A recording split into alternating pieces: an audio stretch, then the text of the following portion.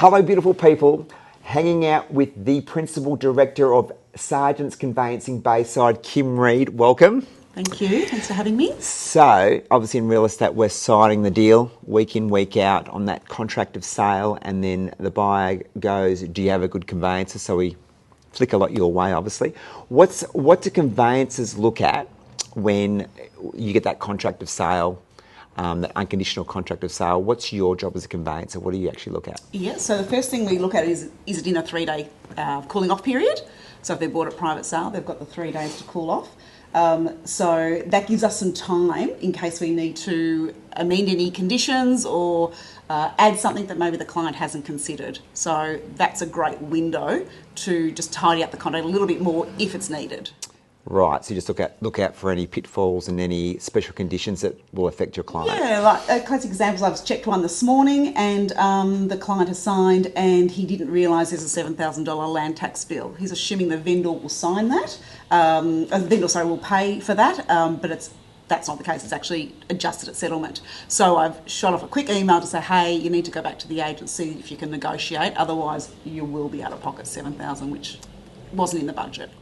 What's the conveyancer cost? Solicitors cost up here, good property conveyancers, not so expensive. Yeah, I tend to think there's a good range. It'd be somewhere between $1,000 to $1,500 is what I think is where the market where it sits, yeah. And then I guess it's based on their experience. You will see them on the internet advertised quite cheap, but we then often get those clients come back to us because they've been told they've got to do a lot of the legwork and that's not what they thought they were paying for, so they've been quite disappointed, or the customer service is not there.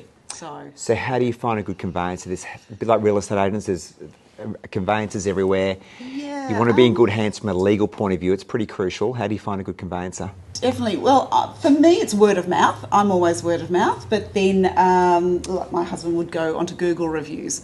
I probably don't ask clients for Google reviews. We don't probably tend to, I just don't tell you, because a lot of our work does come via word of mouth. So I think, yeah, word of mouth is probably my number one point of call. If the agent's referred it, maybe a family member's used someone recently, that tends to be where we get a lot of our work. And then if you don't know anything about the conveyancer, I guess I would ask questions. How long have you been doing it for?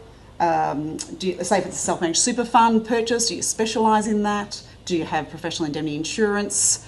What happens if something goes wrong? I'd be asking all those sort of questions and see how the conveyancer can answer any of those queries for you. Perfect. Well, thanks for watching. Feel free to reach out to Kim Reid with any legal questions or myself for any real estate questions. Thanks for tuning in.